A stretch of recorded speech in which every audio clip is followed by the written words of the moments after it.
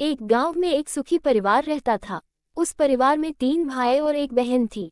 उनके माँ बाप उन चारों से बेहद प्यार करते थे, मगर बीच वाले बेटे से थोड़ा परेशान थे। बड़ा बेटा पढ़ लिखकर डॉक्टर बन गया था और छोटा बेटा भी पढ़ लिखकर इंजीनियर बन गया था, मगर बीच वाला बेटा बिल्कुल गंवार और आवारा किस्म का था। कुछ समय बाद उनके दोनों बेटे डॉक्टर और इंजीनियर ने शादी कर ली और महीनों के बाद ही इनकी बेटी का भी एक अच्छे घराने में विवाह हो गया, मगर बीच वाला बेटा अभी भी कुंवारा ही था। वह अनपढ़ था और कहीं पर मजदूरी का छोटा सा काम करता था। उसको शादी के लिए कोई भी लड़की नहीं मिल रही थी। उसके माँ बाप उससे बहुत परेशान हो चुके थे। अब जब भी उसकी बहन अपने मायके आती तो वह अपनी डॉक्टर और इंजीनियर दोनों भाइयों से मिलती थी, मगर बीच वाले भाई से बहुत कम मिलती थी, क्योंकि वह उसे ज़्यादा पैसे नहीं दे पाता था। लेकिन फिर भी वह अपनी बहन से बहुत अधिक प्यार करता था। कुछ समय बाद उनके पिताजी की बीच वाले बेटे की बिना शादी किए बिना ही मृत्यु हो गई। उनकी माँ ने सोचा कहीं अब किसी के मुंह से बंटवारे की बात निकले, इसलिए अपने ही गांव में एक सीधी सादी लड़की से मंझले बेटे की शादी करवा दी।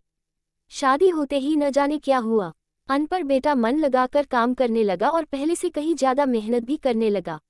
अब कोई भी पुराना दोस्त उसको मटर गश्ती के लिए बुलाने आता तो वह मना कर देता। एक दिन उसके डॉक्टर और इंजीनियर भाई ने सोचा कि यह तो गंवार और अनपढ़ है, हम इससे कहीं ज़्यादा पैसे कमा लेते हैं, इसलिए अब हमें बंटवारा कर लेना चाहिए। माँ के लाख मना करने के बाद भी दोनों बेटों ने बंटवारे की तारीख तय कर दी और उन्होंने अपनी बहन को भी बुला लिया। तभी उनका गंवार भाई कहता है कि तुम लोग बंटवारा कर लो, मुझे जो बचे वो दे देना या ना देना, मैं शाम को आकर अंगूठा लगा दूंगा। तभी उसकी बहन कहती है, अरे बेवकूफ़, तू तो हमेशा बेवकूफ़ ही रहेगा। जमीन का हिस्सा तो आमने सामने बैठकर होता है। और उसकी माँ भी उसे काम पर जाने से रोकती है।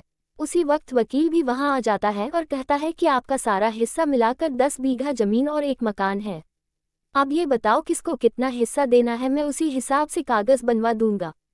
तब गंवार भाई कहता है, वकील साहब 5-5 बीघा जमीन हमारे दोनों भाइयों के नाम लिख दो और यह हमारा घर है, मेरी प्यारी बहन के नाम कर दो। तब दोनों भाई पूछते हैं कि तू अपने हिस्से में क्या लेगा। गंवार भाई कहता है कि मेरे हिस्से में मेरी प्यारी माँ है। वह अपनी पत्नी की तरफ मुस्कुराते हुए कहता है, क्यों, क्या मैंने गलत कहा।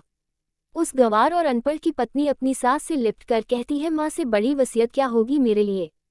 उसी वक्त उसका गंवार पति भी अपनी माँ से लिपट जाता है। गंवार बेटे और बहू के प्यार ने जमीन जायदाद के बंटवारे को एक सन्नाटे में बदल दिया। तभी बहन अपने गंवार भाई के गले लगकर लिपटकर रोते हुए कहती है कि माफ़ कर दो भैया, मैं आपको सम्मान नहीं दे सकी। तभी उसका भाई कहता है, मेरी प्यारी बहन, इस घर में जितना अधिकार हमारा है उतना ही तुम्हारा भी है, और रही बात बंटवारे की, तो बंटवारा नहीं करने से जीवन खत्म तो नहीं हो जाएगा। क्यों करते हैं हम बंटवारा? क्या हम एक साथ मिलकर नहीं रह सकते, जैसे हम बचपन में मिलकर खेलते रहते थे?